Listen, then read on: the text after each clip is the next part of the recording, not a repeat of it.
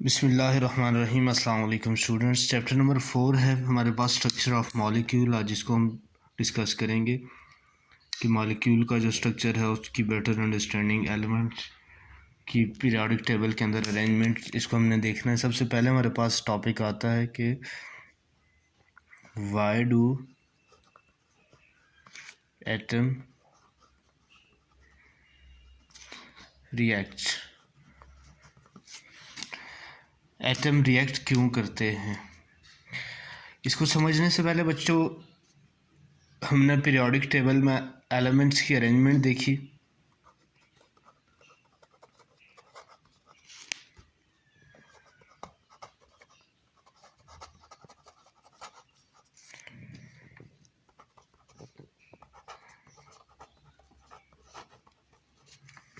In periodic table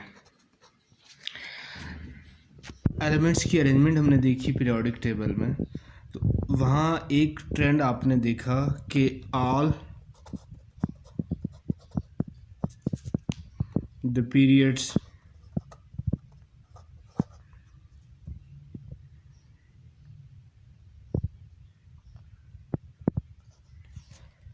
in periodic table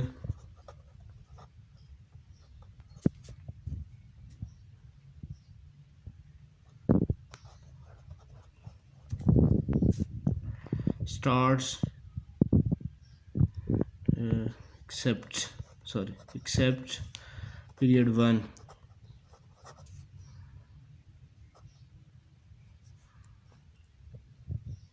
starts with alkali metal.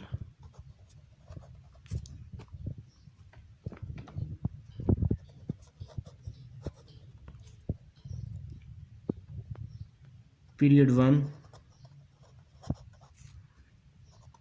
starts with hydrogen. अब इसमें क्या है बच्चों, आपके पास जितने भी आपके एलिमेंट्स पीरियड हैं स्टार्ट हो रहे हैं कहाँ से, आपके पास अल्कली मेटल्स के साथ, और सिर्फ हाइड्रोजन जो है आपके ग्रुप 1 की स्टार्टिंग एलिमेंट है वो अल्कली मेटल नहीं है। And all ends on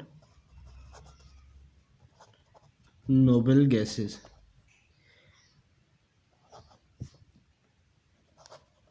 noble gases और इनर्ट गैसेस।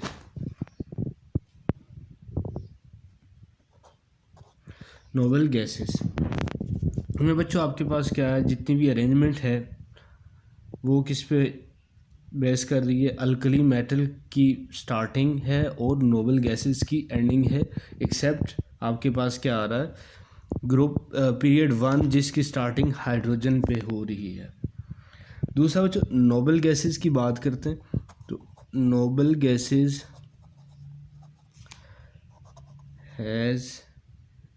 have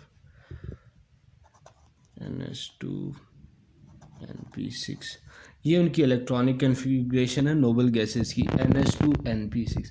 अब इनके जो आउटर मोस्ट शेल हैं वो क्या होते हैं, कंप्लीट होते हैं। They have completely filled outer most shells। इनके आउटर मोस्ट शेल जो हैं वो आपके पास बच्चों क्या होते हैं, कंप्लीट होते हैं।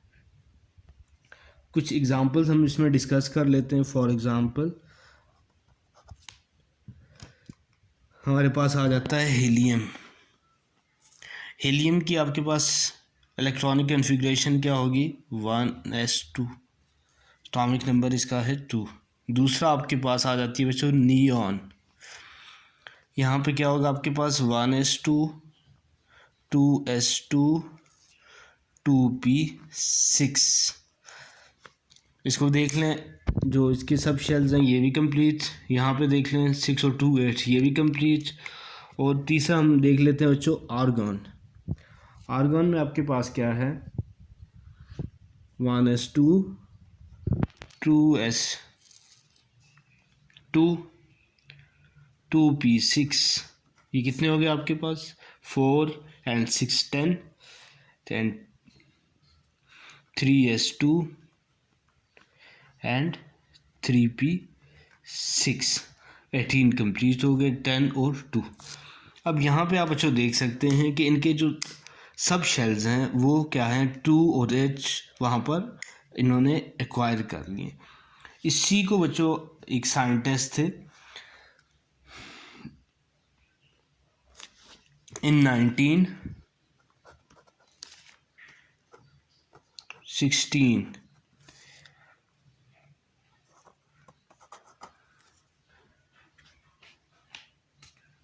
Lewis,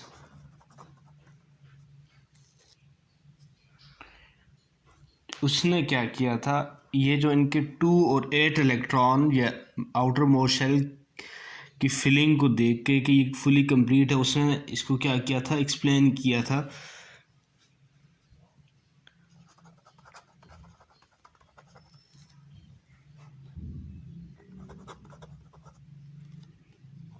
Why atom undergoes chemical reaction।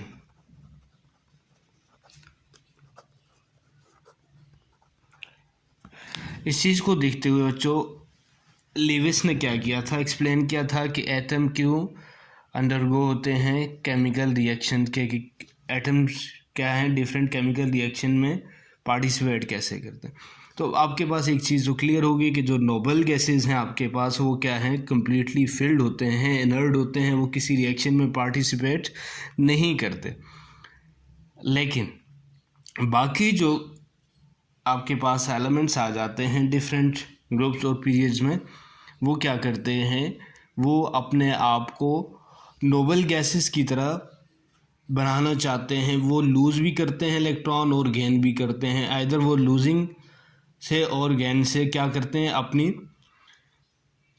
Electronic जो कन्फिग्रेशन है उसको फिल करने की कोशिश करते हैं। यहीं से इसने लिविस ने क्या दिया था आपको, ऑक्टेट लॉ दिया था, ऑक्टेट लॉ।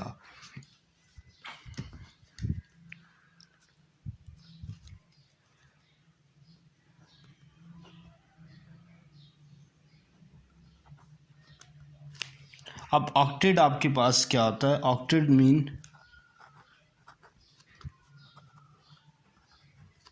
रिच। इसने क्या कहा था कि किसी एटम की the tendency of the ability of an atom to gain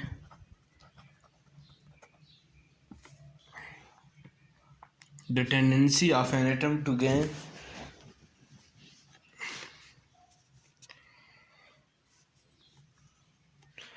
to gain 8 electron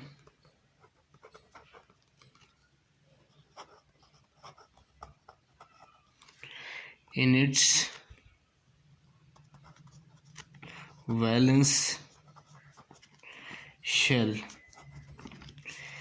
is called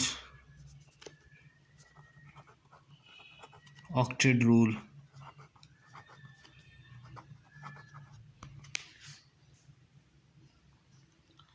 for example, अब आपके पास यहाँ पर हैं बच्चे डिफरेंट एलिमेंट्स जो क्या करते हैं, 2 इलेक्ट्रॉन गेन करते हैं और वो क्या करते हैं, अपना ऑक्टेट कंप्लीट करते हैं। उसके बाद हमारे पास आ जाते हैं डुप्लेट रूल की बारी। डुप्लेट क्या होता है, डुप्लेट आपके पास क्या आ जाता है,